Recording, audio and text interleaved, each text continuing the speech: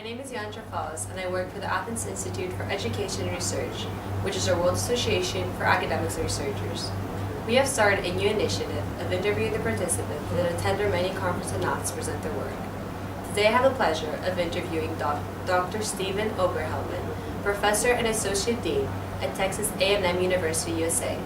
Hello, Dr. Oberhelman. Welcome to Athens. Thank and you. welcome to our series of interviews. Thank you. So I'd like to begin with your presentation at our conference.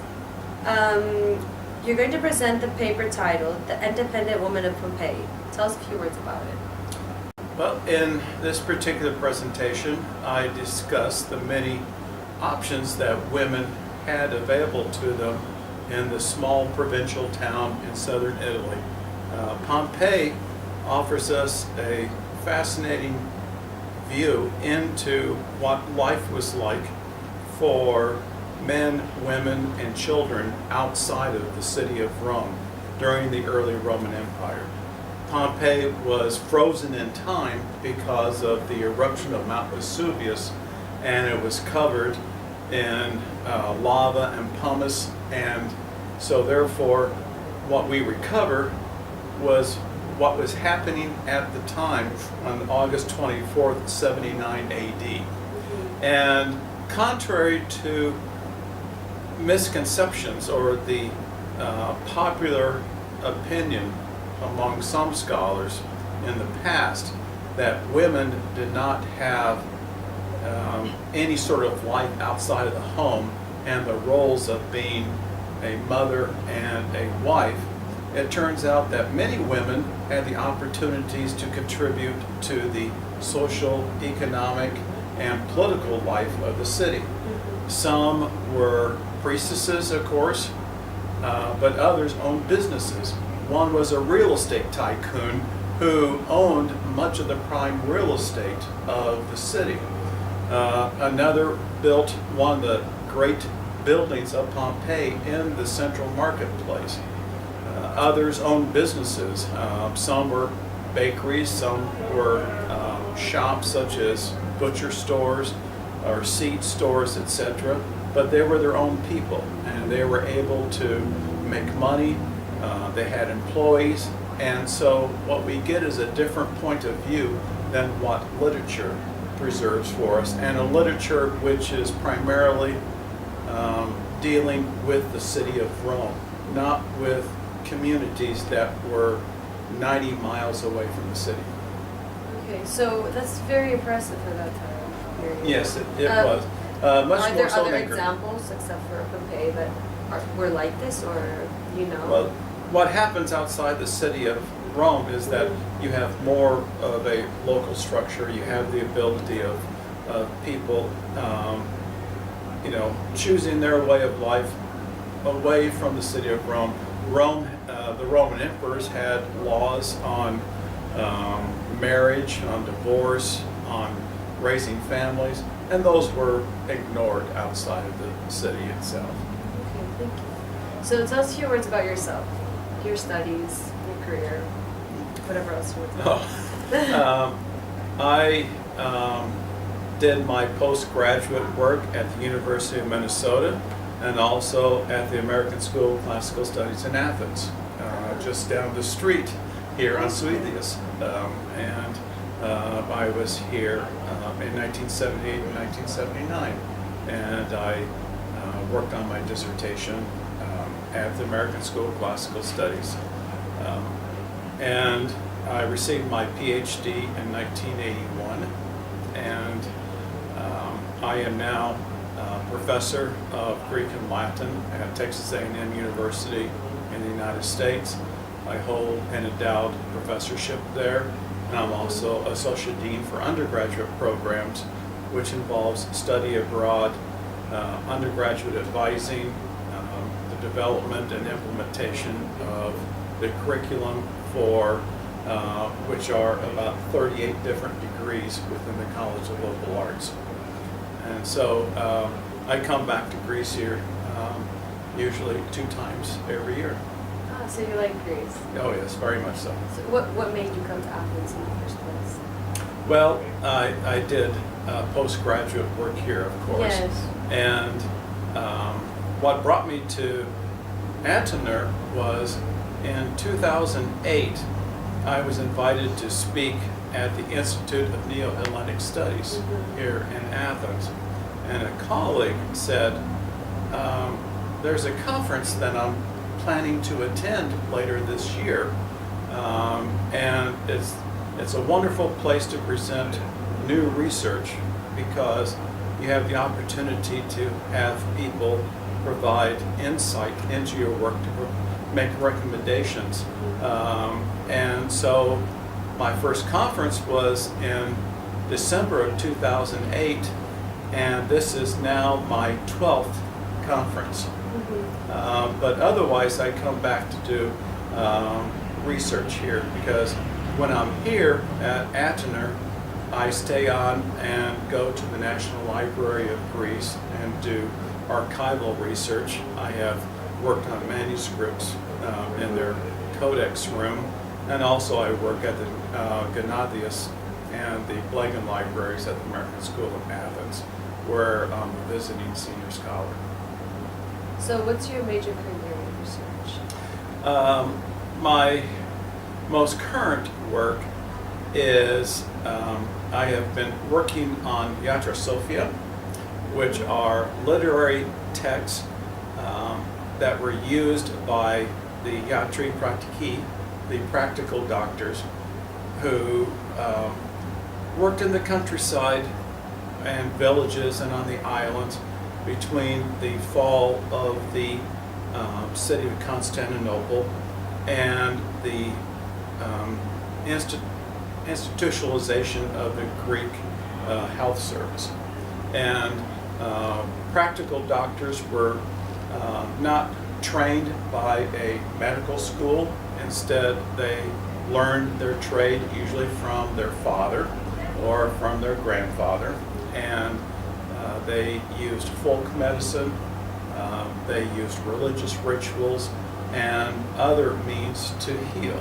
And so the person that I have been working on the most is a monk who lived on the island of Thasos. His name was Gymnasios Lavriotis, and he died in 1938, but he was considered one of the most famous healers of the early 20th century in Greece.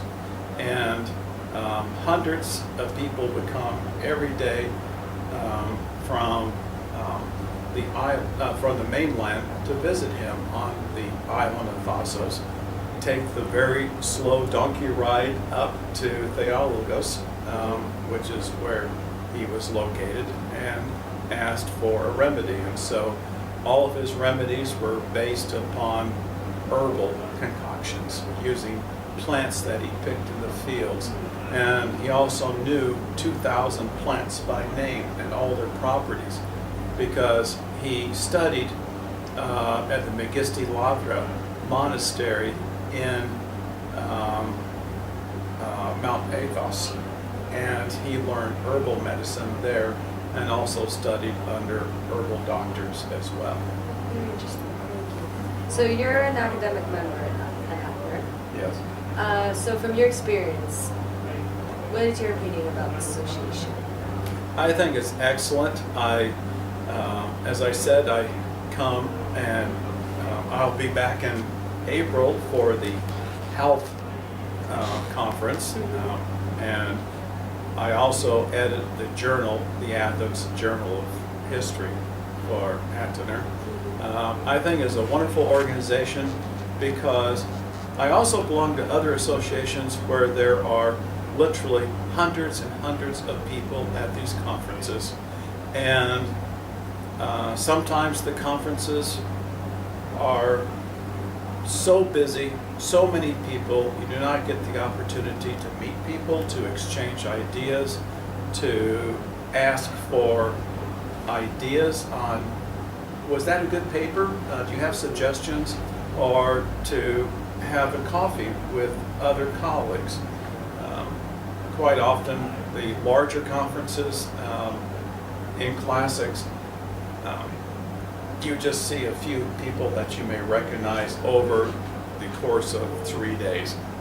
And I also like the way in which the Antoner conferences are small enough for dialogue, and there's no pressure to, quite often you go to one hotel for one session of papers, go to another hotel for another session of papers, and the topics are not connected by a theme, such as here where it would be on, say, Mediterranean studies, or one on health, or one on sociology. And I like the smallness, the intimacy, but also the very challenging papers, and I think it's a wonderful organization. Thank you. So what is the status of the education system in the U.S., and in your opinion, what are the advantages and disadvantages?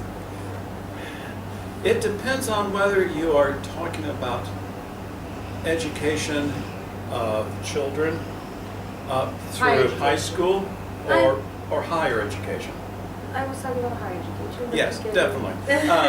But higher education and lower education, there is a relationship there, and they are connected, because how well you are prepared at the lower levels will determine how well you perform at the higher levels. And the higher education system in the United States is a wonderful system in some ways. It is one where people from all over the world will come to study. Excellent professors, and I'm not just talking about myself, excellent professors, very good libraries, educational opportunities, etc. But there are some disadvantages. One is it's very costly. Some nations, higher education is free, or the cost is very small. Some institutions in the United States will charge 40,000 American dollars a year, or 50,000 American dollars per year. Even if it is a public university, still 10,000 American dollars per year. And what that means is that higher education cannot be done by certain students. They do not have the economic means to do this. Or if they take out student loans, they have a large debt when they graduate, and they will spend years and years paying the loans that they have received. What about scholarships? Scholarships are very often limited. And what I have done in my college is I have made all scholarships to be based on need. That is, the poorer the family, the greater the chance of them receiving some scholarship. Some colleges, however, base it on high school academic achievement, but that favors usually schools in the suburbs of large cities where the students are mostly white. And students of color, students of immigrant families do not have the same opportunity to take classes at a higher education as those who are white and richer. So there are two different levels. We also have now, with immigration, particularly from Spanish-speaking countries to the south of the United States, a much larger group of students who are called first-generation students. They are the first people in their entire family to go to college. But the problem is they have very little money, and so many take out loans, even if they do receive some scholarships. But more importantly, they, when they come to a place like Texas A&M, we are about 65 to 70% white students. And some students feel as if they don't belong when they first come, because they look around and they see that there are only, perhaps out of 65,000 students, there are only 2,000 African Americans. And they say, where am I here? I do not see myself here.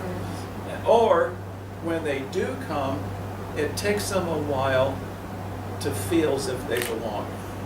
And so universities not only need to create more scholarships and better financial packages to support the students, but they need to retain the students, to keep them there, to make them feel as if they belong, and to give them an academic success strategy. Help them. If they come from a small school where they did not receive a lot of math or a lot of courses that emphasize critical thinking and reading, then you need to provide that.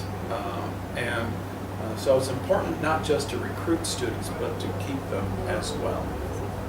Thank you very much for your time. Well, certainly. Thank Thank you.